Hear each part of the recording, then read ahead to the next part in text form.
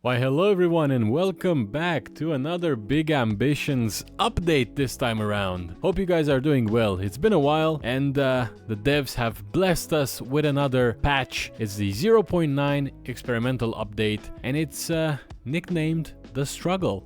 I'm not sure if this is a little warning of what the game will become, but it's easily one of the biggest updates Hofgaard games have released yet. And today I'm going to walk you through the new features, the major changes, and even the follow-up patches the devs have already dropped since release. Now before we move on, I have to mention that this version is experimental, which means it's unstable, unoptimized, and might break your save game.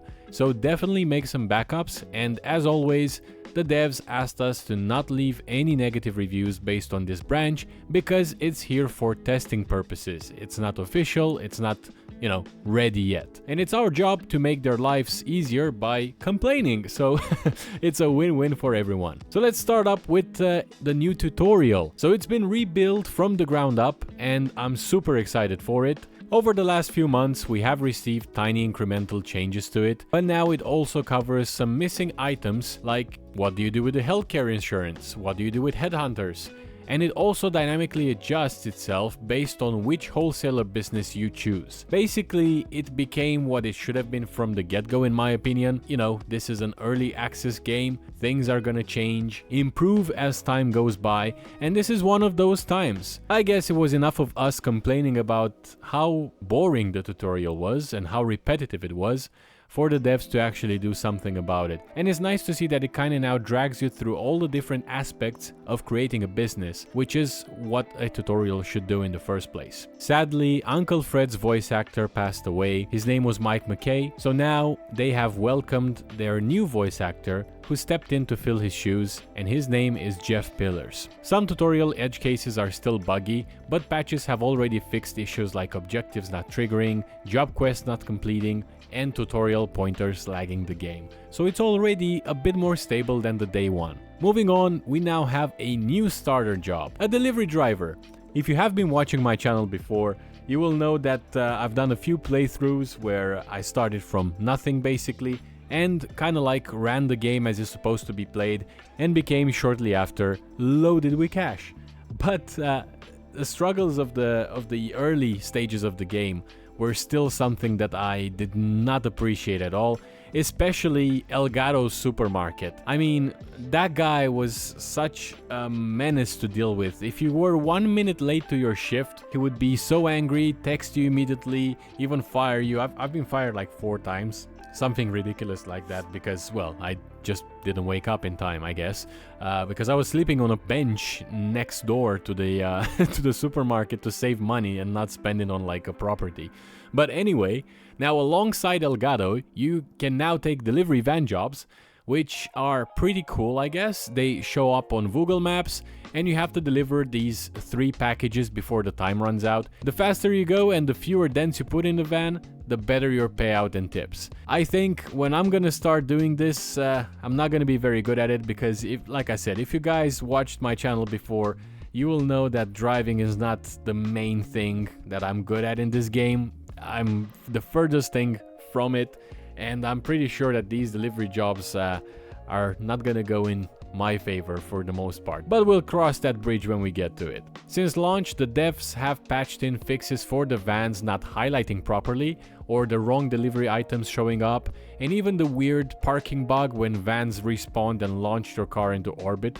So it's a lot smoother now. Now, I haven't experienced this yet because I haven't played it, but according to the devs, this is something that used to happen, so thankfully it got patched very quickly. Moving on, we've got Industry City. The long-teased bridge is now finally open, and it brings us to the Industry City. Now on the other side, we've got a brand new neighborhood with 6 warehouse sizes, new wholesalers, a relocated truck depot, and a clinic, truck stop, and subway stations. So it's a lot of map to unpack. Now the thing that I'm really excited about is what's happening below this picture, is the 6 new warehouse sizes, P1, 2 and 3, Q1, 2 and 3. Which are great for creating factories according to them. And this is something I've been struggling with ever since update 0.6, where they first announced this, but all we had so far was a conversion from a warehouse to a factory, not taking into account the large amount of space necessary to build these machineries. I've tried my best in my latest playthroughs to figure out like what's the Tetris like to fit these shapes and sizes together and to maximize efficiency while maintaining the smallest footprint possible, which in some cases is not really that easy to do because there's these machines that require so much space around them and the way they're built and just their models essentially. So with these factories, apparently, just by the looks of this picture, we've kind of like doubled the size, because I can still see here in the bottom of the screen the loading bay where the vans will sit. And I guess if you kind of like draw a line in the middle of this photo, this is where the wall used to be for a normal warehouse or a normal factory, the one we have as of update 0.8. But now we get that extra 50% of real estate. So I guess it's a good thing, and I'm very excited about it because I've seen a lot of you guys have commented this in many of my videos, and it's something I was working on as well. But now with this update, it might not be that relevant anymore. And basically, a lot of you have said to me that you like the idea of having these machineries and creating your products from the ground up, but they're so expensive that the return on investment takes you like 3-4 in-game years. Because you spend like $1 million per warehouse, or per factory better said, and from that $1 million invested you see like $6,000 in profits, which doesn't make any sense. And that's because we had this limitation where factories had the same sizes as warehouses. And what I've replied so far is that I think, and I'm still a firm believer of this, that the main goal and the focus and the reason why we have these factories is so you can build one factory and supply multiple locations from the same one factory. That way you don't have to make a lot of investments, you just make the one big investment, whether it's $1 million or $2 million. I would guess that would be like the most, and then that factory could supply 3, 4, 5 stores that you own. So you cut off all the import-export companies that supply directly to your shops. You just have the one factory. But with what we have right now in 0.8, it's very far from this goal. With one factory, maybe you can supply 2 stores, but they're not gonna have all the items in the factory. Take, for example, a clothing line. If you have all the clothes possible, cheap and expensive, modern, and so on, you cannot fill all of that machinery in one single factory. You're most likely gonna have 2 or 3. Which defeats the purpose. But with this right here, this is something that I'm very excited about putting this into action, because this is what I think the devs had in mind from the get-go. They just didn't communicate it properly maybe, or they had another idea along the line. But for now, all I can do is just be very grateful and excited about having extra options. Alright, moving on, we've got a few businesses that have been relocated as well, a new addition called Stone Good Architecture, and that's a new interior installation firm designed specifically for warehouses and factories, so that's really nice. We've got this factory supply depot that now moved to Industry City. I believe it was in Lower Manhattan, which I guess was fine, but now that we have an Industry City dedicated for industries specifically, it makes a lot of sense. US General Trucks also moved here, which I guess again makes a lot of sense because it used to be next door from the normal car dealership. And a few bits and pieces like the Metro Wholesaler that moved up to Hell's Kitchen. And of course we've got a new Subway location in Lower Manhattan.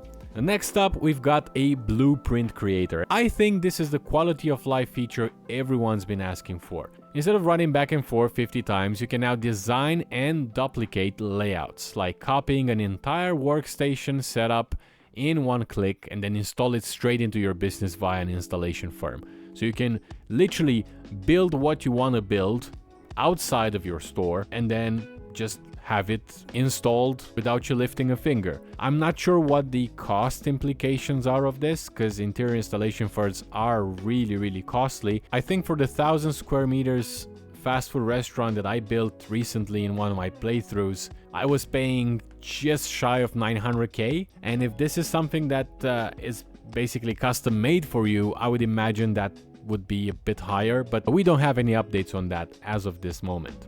Next up, we've got the bathrooms. Again, something that I've started complaining about as well, because at some point in update 0.8, we had access to these grayed out areas that used to be just like weird shapes inside of buildings.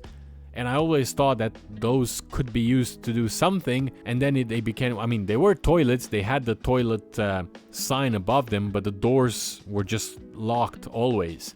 Then they became available, but we had no items to furnish them with. And it was just a bit weird in this limbo state, but now bathrooms are required in offices and they impact customer service scores in retail stores. So if you load an old save, there will be some free sinks and toilets that will appear in the delivery spot to keep your office running or your store running. And you can also install showers in your apartment for a happiness boost. And one of the next patches will update default blueprints with these requirements baked in as well. So that's really nice to see happening. So next up, we've got some economy rebalancing. And this is something I've talked about in my previous patch reviews, I think 0.5 or 0.6.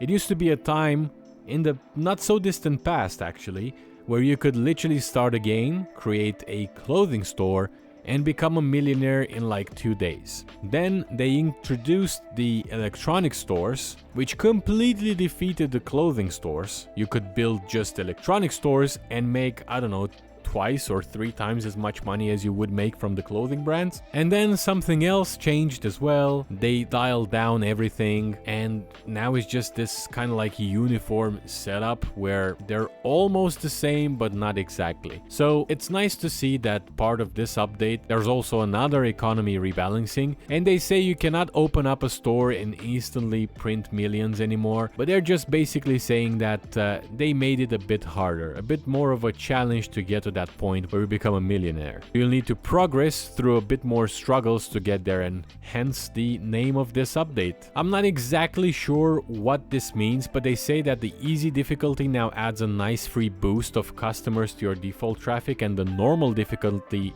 adds a small boost as well. I would imagine that the harder you go in difficulties, the lower the traffic you will get. So basically, if you just started looking into Big Ambitions, you don't know much about it, and you picked easy as a difficulty, the game will kind of stimulate demand towards your business so you can get more money and have an easier time altogether, whereas if you go for normal or hard or whatever. And I guess that's appreciated, but let's put it to the test first, and then we can draw some conclusions. Next up, we've got the item availability and deliveries. Wholesalers will now be able to stock the same baseline goods, while importers will have specialty items. I'm not really sure what that means. All I can say is that why are all wholesalers selling the same items?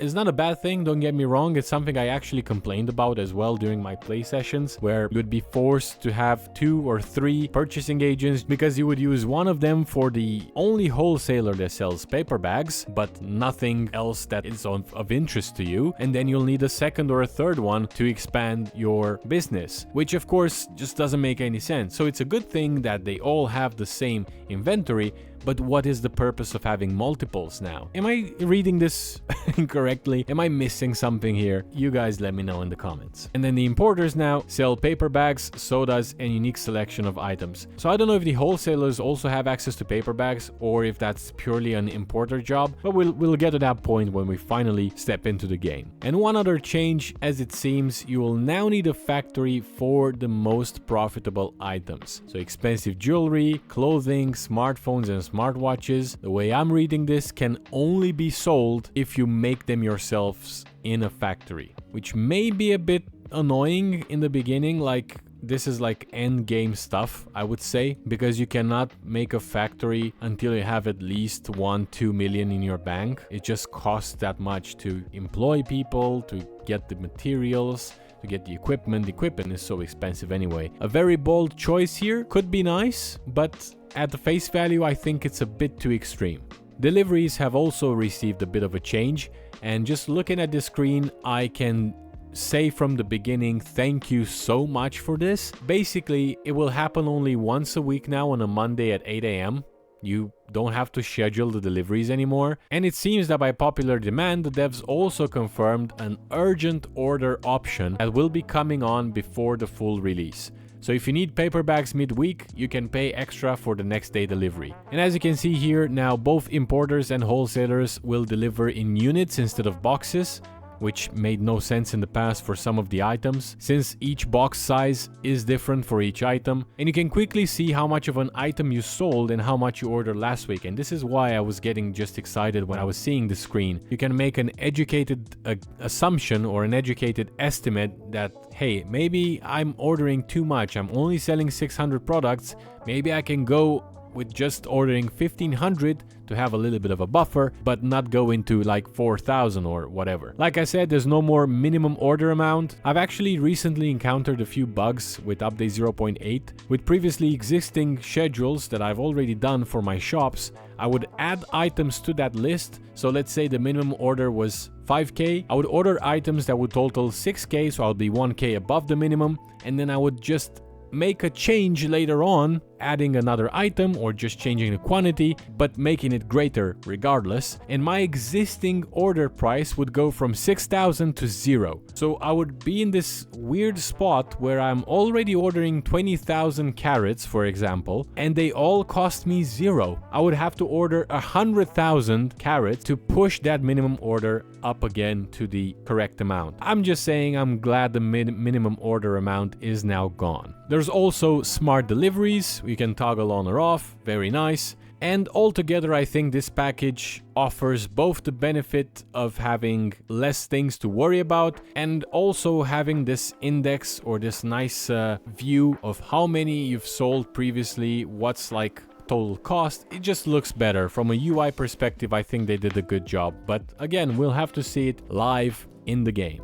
And speaking of deliveries, the original cheap van is now gone and replaced with the pricier Mercedes Dash. You'll still see the old van in the delivery jobs, but you cannot buy it anymore. I am a fan of the model of this vehicle. The previous one didn't really look that nice, I would agree with that. But still, if the deliveries are just limited at 5 or whatever, it's still more worth it to go and buy yourself a truck.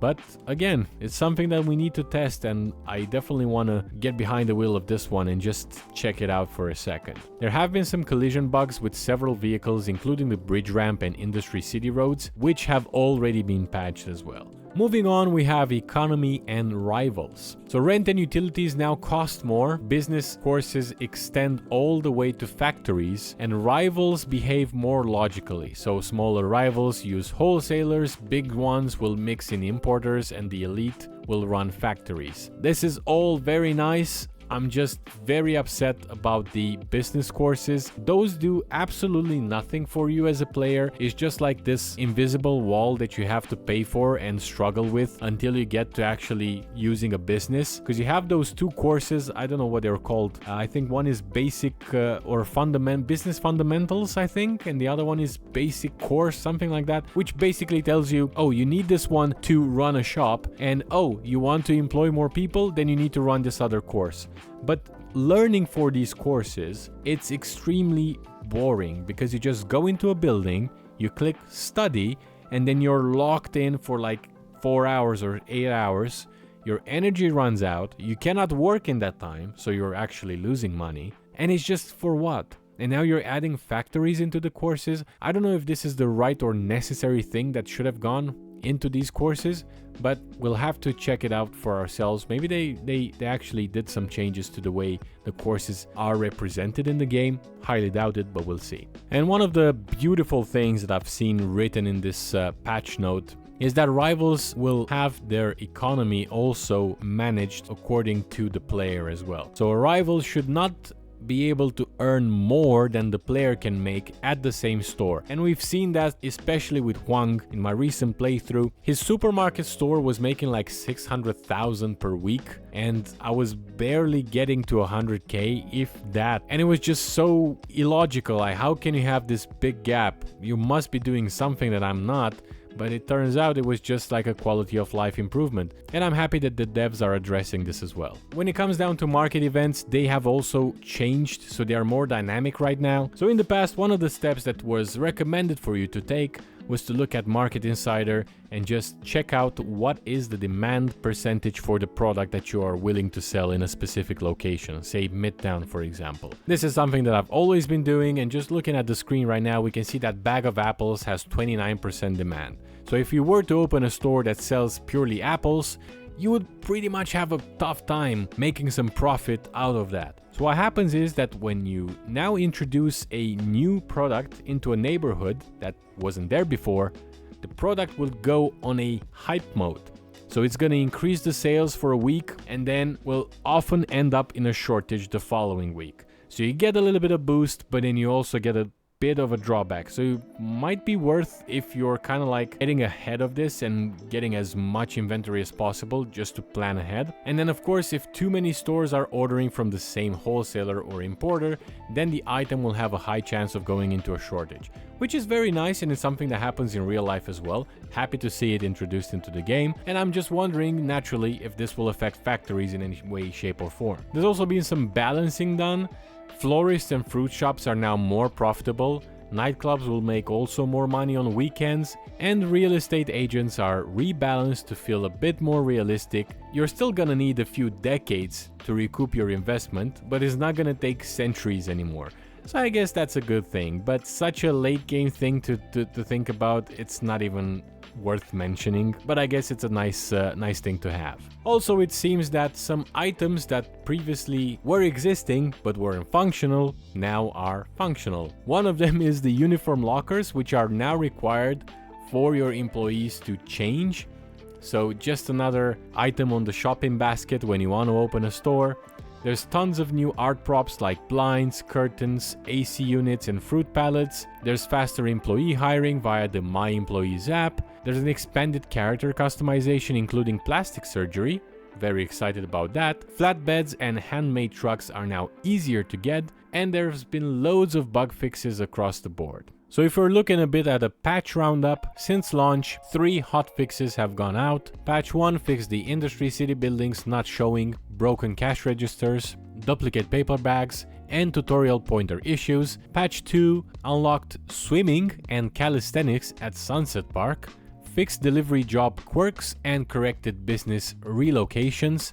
And patch 3, which is the latest one, fixed the warehouse delivery quests, packing lane chaos, more vehicle collisions, stock carts, plastic surgery bugs, and added benches across the city. And that's about it. That's Big Ambition 0.9 Experimental, one of the largest updates the game has ever seen.